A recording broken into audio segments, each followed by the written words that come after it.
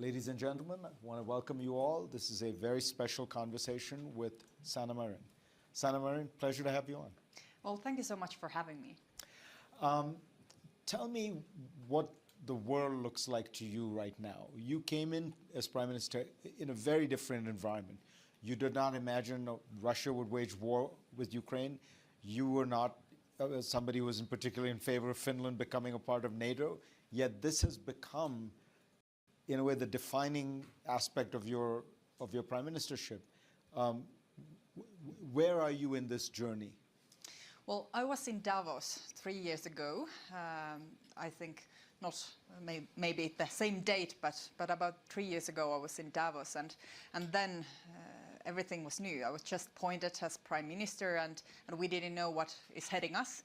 And then the pandemic came to the world, and we all saw the consequences and have to live with that. After that, the war in Europe, and now Europe is in the middle of energy crisis because of Putin's war in Ukraine. So a lot has changed during these 3 years, and we have faced so many challenges. Our societies, our citizens have had to face so many challenges, and we have had to cope with these. The world today is a very different place than it was 3 years ago. And right now, the war is not only concerning Ukraine, but actually the whole world. The rule-based order is being challenged more and more. Authoritarian regimes are taking more stand in the world, and the democratic values are challenged. And this is the new reality, the geopolitical reality that we are in, and we have to face that. Not be naive, not be blue-eyed, but we really have to face what the world is today, and making hard political choices, also making this in mind. So let's take, that's a very good list of all the issues that the world, and particularly Europe, is facing. Let's take them, in a sense, one by one. What do you think is happening in the Russian war in Ukraine? It appears from the outside that there is something of a stalemate at this point. There does not seem to be as much movement. Ukrainian forces are not liberating cities as fast as they were in November, December.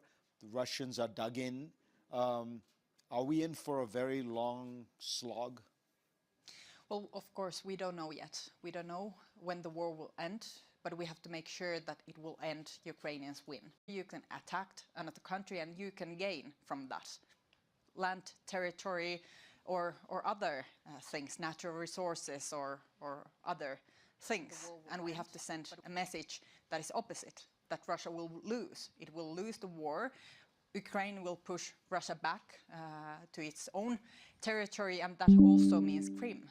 It means that Ukraine will be whole again, and we together have to make sure that this will become reality, that there isn't a gain of attacking another country.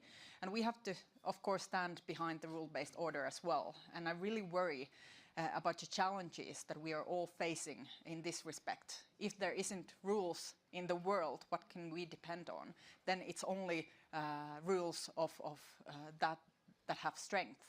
And for example, Finland is a small country. It's very, very important to us that we have these international rules that everybody obeys to, that we have the human rights, that we have rule-based order, that we have rule of law, and that we respect those values and rules. So all that sounds to me, you know, it makes perfect sense, particularly from where Finland is coming. But there are people who say, look, every war ends in some kind of a negotiation. Very few end up with total victory or total defeat. You know, World War II may be the exception. Is at some point, will there have to be a negotiation between Russia and Ukraine? That's for Ukraine to decide. We only need to support. Today, they need our support when it comes to arms. They need more defense material, and we have to give that to Ukrainians. They need monetary help, they need financial help, they need humanitarian aid. We also have to make sure that when people are fleeing Ukraine, we are welcoming them and making sure that they have all the services, that they have all the support that they need to make their lives as normal as possible. So right now we have to support Ukraine. And it's them to decide what kind of negotiations they are willing to go, what are the terms that they are willing to accept, and our job is to support them. They will decide themselves what is Ukraine's future, and we can also hope, send a message of hope for that. For example, Ukraine has applied the European Union membership, and I think when they are fulfilling the criteria, we have to welcome them with open arms. We have to give them another path. That it's not only a story of war, it's the story after the war. It's the story of hope that they can build their society with our help, and that they can become a prosperous nation with a good future ahead of them, with a good future for their children. So I hope that even though we are now living in middle of war, all of us in Europe, and especially Ukrainians, that's not the only story and the only message. But at the same time, we have to look to the future, and hopefully there's a brighter future for Ukraine and Ukrainians ahead of them. Do you think it's inevitable that Ukraine will have to become a member of NATO, whether de facto or de jure? There will be security guarantees provided by the major countries of the West? Well, of course, NATO has its own rules, and if a country is in middle of war, it cannot become a member of NATO. Of course, we can look down the history and ask ourselves the question, should Ukraine already be a member of NATO? Then there wouldn't be a war in Ukraine. And actually, this is why also Finland and Sweden is applying a NATO membership. And hopefully, the ratification process will go as fast as possible, also with the two countries that hasn't ratified yet. We want to become member of NATO because we don't ever again want war in Finland. We have been in war with Russia before. We have very good military capabilities, but we have to make sure that there is also that threat that the Article 5 gives, that if a NATO country is attacked, others will defend. And also, of course, Finland will defend other countries when becoming a NATO member. You believe that if Ukraine was a member of NATO, if it had already become a member, there would be no war? I'm sure of it. If Ukraine would be a member of NATO, there wouldn't be a war now in Ukraine. And actually, we also have to look to the year 2014 when Russia attacked Crimea. Should have we, and I think we should have, acted differently then? If we would have been more strong, if we would pose much harder sanctions then, I think the results of history would have been different. If we have shown strength then as European Union and allies, I think the story might have been very different than it's today. And we have to learn from this day forward that Europe needs strength. We need more autonomous strength, and we have to make sure that we are not as dependent on authoritarian regimes that we are right now. For example, energy. We are too dependent, and we have become too dependent on Russian energy, and that is causing a lot of problems everywhere in Europe right now. And we have to make sure that in the future we are learning from this experience, and in the future we don't build those kind of critical dependencies on authoritarian regimes, but we will deepen our cooperation with our democratic allies and partners. In Finland, for many years, it has been important to maintain good relations with Russia. Your president famously was said to be Putin's best friend in Europe, and Finland saw it as being important to maintain good relations with Russia because you have a very long and critical border with them. The situation is now very different. You have a very hostile, adversarial relationship with Russia right now. Are you experiencing anything coming out of Russia in terms of troop movements, cyber attacks, intelligence, spying? Are you seeing a new Russian attitude towards Finland? Well, first of all, I have to say we have had functioning relations with Russia because of our geopolitical reality. We are a next door neighbor with Russia, and in many fields we have had to cope with that, and we have had functional relationship with Russia. If I'm trying to explain the Finnish set of mind. The most important thing for Finland and Finnish people is to make sure that we are secure, that we are safe, we are secure, that we are independent nation, and that there isn't threats that are threatening that. So security is very, very important to Finland. And if you ask Finnish citizens how willing they are to defend their own country, we are ranked #1 worldwide. The Finnish people, they are most willing to defend their own country, and that's because of our history and the war with Russia that we have had. So we value security and our independence more than anything. And how to make sure that this is the reality? So far, it's been functioning relationship with Russia, not being a member of NATO, having this position. It's the space between, yeah. Yeah, of course we have been close partners with NATO for a long time, but we haven't been a member because we have thought that this would be the best way to secure our nation's security. But now the reality is different. Now we see that Russia is attacking another neighbor, and we cannot rely on that relations anymore. So we have to seek partnership elsewhere, more close partnership, and that's why we are applying the NATO membership. Is Russia posing what kind of threats against Finland? I think we have to be prepared for anything. We are not seeing a military threat, acute military threat against Finland. There isn't any that kind of movement or military movement close to our borders. But of course we have to be prepared for everything and anything. So we are prepared for cyber attacks, hybrid operations, informational warfare, misinformation, spread all over the internet. And I think this is the reality for every country in Europe. I think this is the reality for every nation in the world. We are seeing the world at a very different place that we thought it would look like. And I think everyone has to be more prepared on different kind of, for example, misinformation that are spread everywhere. And the best way to tackle that is to send the right information, to give the people right information, and also making sure that your nation is secured and prepared from different kind of actions and incidents. And at the same time, I have to say also that 100% security, that's not possible, but you have to be prepared and think beforehand what might happen and how you could be more secure, even though you might never reach the 100% security.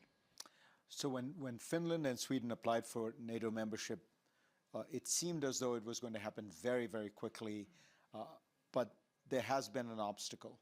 Two nations in particular. Let's talk about Turkey. Do you think Turkey's objections to Finland's membership are going to be overcome? Well, I think the process should have been faster. Finland and Sweden, we both tick all the boxes when it comes to NATO. We are fully prepared about the steps that we will take, and we have taken those steps, and now we are waiting for Turkey to ratify. I don't see that there shouldn't be any problems, and I have also personally talked with President Erdogan, and he has said what he has said also in public, that Finland isn't that there isn't that big of issues with Finland, maybe some with Sweden, but for our perspective, it's very important that Finland and Sweden are going to NATO together, because we are sharing the same security environment. What if President Erdogan says, I will vote yes on Finland, but no on Sweden? Well, of course, we cannot influence and decide for Turkey, but for our perspective, it's very and crucially important. And I think also from NATO's perspective, it's crucially important that both Finland and Sweden, that both countries fulfill all the boxes about the NATO membership, that we are applying and we are taking into NATO, and all the countries are also handling our application simultaneously. So there shouldn't be any problems with that, and we hope that we will be part of NATO together. Do you think if this war in Ukraine lasts 3, 4 years, 5 years, Europe has the staying power to see it through, to continue supporting Ukraine, deterring Russia, dealing with the energy issues that arise out of it? I think the only message that we need to send that we will support Ukraine as long as needed. 1 year, 2 years, 5 years, 10 years, 15 years. We will support Ukraine as long as needed. Let's talk about the energy crisis. Europe has had a warm winter, and that has relieved some of the pressure. But in a longer-term sense, do you think that Europe is moving fast enough to wean itself off Russian energy? Well, I think we also have now in our hands a possibility to do this. The war has changed the world. We were going towards the green transition also before, making the investments in renewables, and now we only have to make those faster. And we need cooperation, of course, between European countries to do this. We are not only investing about the production of energy, but also with the networks, also with the connections between countries. So we need to invest together. Every country has to invest, and we need also those common investments. I think this is a possibility to make that green transition a reality. And the way should be towards renewables, because we are also tackling with climate change. We are also tackling with loss of biodiversity, and those are the biggest threat of humankind. So we need to take this momentum as possibility to make a greener, a better future for our children. But the reality right now in the short run is there is not enough green energy at the scale that you need it and as quickly as you need it. So Germany is buying coal. You're seeing a lot of liquefied natural gas. Should there be more investments in those areas as transitions, or is that turning your back on the green agenda? You see, it seems to me there's a dilemma here. If you need the energy now and you need it to be non-Russian, what is available now today is largely fossil fuels, natural gas and some coal. Should Europe be investing more in that in the short term? Well, of course, we cannot make the green transition within a year. That's a reality. We cannot transform our whole energy system to a greener one within 1 year or 2 years. But all the new investments should go on green transition, not to invest in those fields that are not green. Of course, we have to buy coal and gas and oil from the global markets to Europe right now, but at the same time we have to invest in green energy. For example, Finland, we have done that already. We are doing it as we speak, and we have done and diversified our energy mix beforehand, and we have been preparing for different kind of situations, and that's why we are not that dependent on Russian fossil fuels, and that's a very good thing. And now we have to make sure that everybody else is on board as well. For example, we are and have been investing in wind power, and I think if I remember correctly, this year those energy sources will peak and hopefully also get the prices down quite fast. When you look at Europe's economic future, I'd say the consensus here at Davos seems to be that Europe is going to enter into a recession. Do you agree? I think right now it's also very important to invest in the future, the green transition, but not only that, also to digitalization, also to new technologies, research and development, and knowledge and know-how education of our citizens, because we have to learn from the war not only concerning energy, but also other fields, and about the huge crises that we have faced during these past 3 years. first the pandemic showed us that we are too dependent on certain markets when it comes to medicine and medical supplies. Then the war in Russia, the war in Ukraine, and the Russian energy showed us that we are too dependent on energy. We are also, and we have to make sure that we are not that dependent on food or clean water. And defense material. We have to make sure that we can produce the defense material that we need. But not only this, I think the one thing that we are not discussing enough is new technologies. New technologies and the know-how and the knowledge that we will need, because the future crises, the future wars, the future conflicts will be about new technologies. We are already seeing that in different parts of the world. And we have to make sure that we are investing in these new technologies with our partners. We need cooperation between Europe, United States, Canada, and also partners from Asia, such as Japan, South Korea, also the Indo-Pacific, Australia, New Zealand, also India.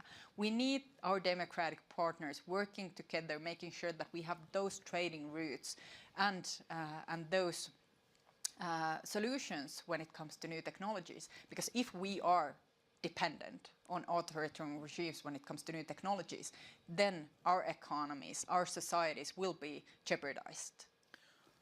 So what does that mean about Finland and Europe's relations with China?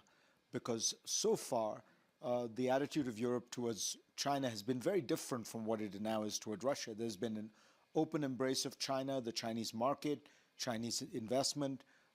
China has been a very important market for countries like Germany. Should Europe rethink its relations with China, because it is an authoritarian country and there would be inevitably dependencies built if you were to have just simply open trade? I think every democratic nation should rethink its dependencies on China and other authoritarian regimes. I think this is a reality that we are now facing. It doesn't mean decoupling now. It doesn't mean that. It's impossible. We are all too connected economically. We are too connected to each other. And I don't mean that we should decouple today. That's not possible. It's not reality. But at the same time, we have to make sure that we have also different sources when it comes to natural resources, when it comes to semiconductors, chips, or other new technologies, that we also have other trading routes, that we also have other sources. For example, it's very important that Intel and others, businesses and companies, are investing in new semiconductor factories, manufacturers in Europe, in the States, in democratic countries. We cannot be dependent on some sources that are under authoritarian regimes. I think everybody has to rethink their way of thinking when it comes to authoritarian regimes. Also businesses. This is not only a matter of governments and countries, but also private businesses, private sector industries. Because if they're looking now back, I think the Russian investments that they have made have cost them a lot of money. And I think they also have to make that risk analysis, not only a quarter or a year, but also in 10 years term. If we are now investing in authoritarian regimes, what will happen in the future? Will there be a reality where our investments are being socialized, for example? What is happening in Russia right now? It has cost a lot of money to European businesses to be in Russia. You're heading into elections in Finland, and if somebody were to look at your government, one criticism they could make is you've run up a lot of debt. And other European countries have as well, but the level of debt was sustainable in a world of very low interest rates. But if interest rates stay high, could it not be said that you have left a legacy that is going to be very hard to navigate if the interest rates stay high, if interest on the debt stays very high? I think we have to take death very seriously, not only in Finland, but Europe and elsewhere. I think we are seeing Europe, where many countries has a lot of debt. Finland is in the middle. Our debt, when you compare it to GDP, is about 70%. It's not that high compared to many other countries. And I really worry about the situation in Europe right now, where there are many countries that have a lot of debt and also a lot of costs because of that. And that is a threat to all of Europe together, because we are so connected. We are sharing the single market, we are sharing common economies, we are in the same Eurozone with many countries, so of course this is a serious matter for all of us. In Finland, we have taken a lot of debt like many other countries because of the pandemic. We have supported our citizens, our businesses, and making sure that the unemployment doesn't raise. And actually, when you look at the numbers right now, Finland is now in very good shape when you look at employment, for example. We are in 75% of employment, and that was our target when we started as a government to raise that to 75% when we have made that a reality. And also in other fields we have a lot of possibilities, but the economic situation, that is something that we also have to take very seriously, and making sure that in the future our economies and our public economy is better than it is now.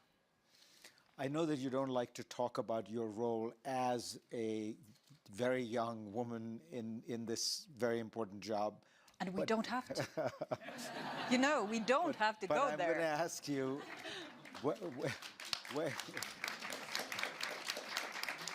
but there is a public fascination with it. So let me ask you this. Do you think that you have done things, you have furthered a women's agenda or certain issues that you understood perhaps better than others might? Has there been some part of that you look back on and see as a legacy? Well, I think and not only think, most of my time has gone with the major crises that we have faced. And this would have been the same situation whether there would have been a male prime minister in Finland or not. So no, my gender or my age hasn't affected that much about the agenda that we all have to face during these years. For Finland, gender equality has always been very important globally, but also internally, because we are a small nation of 5.5 million people, and we couldn't cope if we wouldn't use all of the resources of all of our people, and we need everybody on board, every gender, every generation. We need everyone on board to making sure that Finland will cope and drive in the future. And I think also globally, we are missing an opportunity for a better future if we are neglecting the women's participation, whether it's in private sector or public sector in political life. I think we need everybody on board. Women, men, different genders and different generations. I think everybody has a perspective, and I think when we're listening to everyone, we are making the best decisions. All right, I have time for a little bit of Q&A. In a kind of only in Davos moment, we do have the former Prime Minister of Finland, Alex, here. Do you have something you want to add, Alex? Alex will only say Finland is the best country in the world. Thank you very much, Farid, and congratulations, Sanna. Perhaps a personal question, because we've been a little bit in the same boat, in perhaps to a certain extent changing the institution of a prime minister. How have you coped with it personally? Because I felt that at times the personal attacks that were involved in the day-to-day politics, they at least drove me down or gave me a few sleepless nights. But in my mind, you've been coping with it extremely well. What's your defense mechanism? Well, I really don't like this political atmosphere. I think you can relate. I don't like the political atmosphere when we are focusing about the persons. We are focusing about the individual making the decisions, not the decisions itself or the political agendas. I think I went to politics because I wanted to change the world. I didn't want the politics because I wanted to be a politician. I wanted to change the world, a better place. And I think we are discussing too little about the matters, about the agenda, about the values that we stand behind. And we are focusing, and as when I say we, I'm talking about the media. We are focusing too much on the individuals and their personal appearances or looks or how they speak or how they act and are they interesting or not. I don't think that matters at all. I think that matters and we should focus on that. And how do I cope? I do sports like you do. and I'm very grateful that I have a good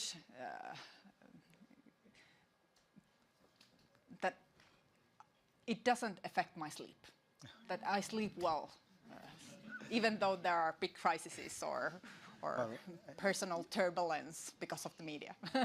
You've been clever enough not to wear your shorts in public the way that Alex did. Actually, I have. I have. And been photographed with it. And even shorter. Yeah. Thank you. My name is Paula Escobar-Chavarria. I'm a Chilean journalist and YGL alumna. So the World Economic Forum last report shows that it is going to take 151 years to achieve gender parity if we continue doing the same things we're doing now. So as an icon, a global icon in gender parity issues, what do you think should be done now to change those terrible numbers? Thank you. I don't have an answer to that. I agree that in this route that we are on, it will take too long time. It will take too long time. But I cannot personally make decisions on behalf of everyone. I think gender equality is a serious matter. And I can also see, and we can also see that it's been challenged more and more worldwide. For example, if we look at the situation in Iran or Afghanistan, the situation is terrible. It's just terrible. And we need to do more as global community to tackle that, pushback against pushback. So we need to do more. But how to reach that reality where gender wouldn't matter, I don't know when we will be there. I think we only have to make sure that we are fighting every day, that we are not taking granted about that progress that we have made, that we have to fight for every day for our values, gender equality, human rights, rule of law. These are not matters that are given to us, they are matters that we fight for. And hopefully every day. And hopefully the world will become a better place sometime. That is as much time as we have. Sanna, Marin, pleasure to have you. Thank you. Thank you so much. It was my pleasure.